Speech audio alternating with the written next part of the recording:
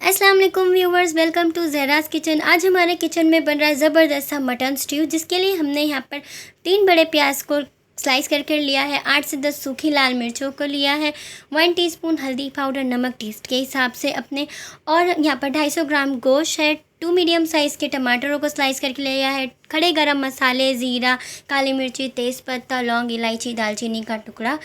यहाँ पर coriander powder है 1 टेबल स्पून, आधा कप दही और जिंजर गार्लिक पेस्ट है यहाँ पर 1 टेबलस्पून, आधा कप तेल, और गार्निशिंग के लिए यहाँ पर हरा धनिया।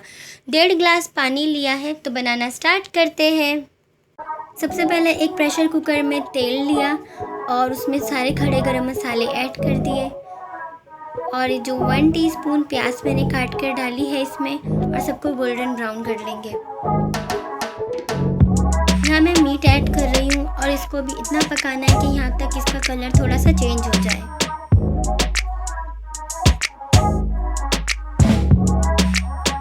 अब मैं जिंजर गार्लिक पेस्ट ऐड करूँगी इसमें।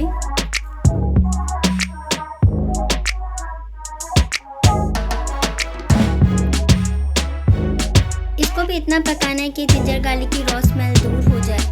अब इसमें टमाटोज ऐड करेंगे हम, दही, हाफ कप धनिया पाउडर, जो हमारी सूखी लाल मिर्चें थी कट करके वो भी मैं ऐड कर रही हूँ,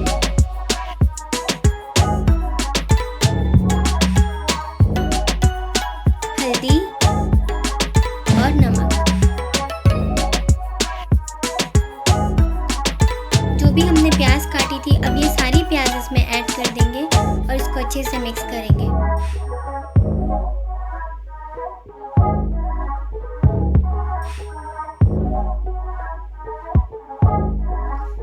पानी ऐड करूंगी मैं 1.5 गिलास यहाँ पर, और इसको 4 सीटी के लिए पकाएंगे।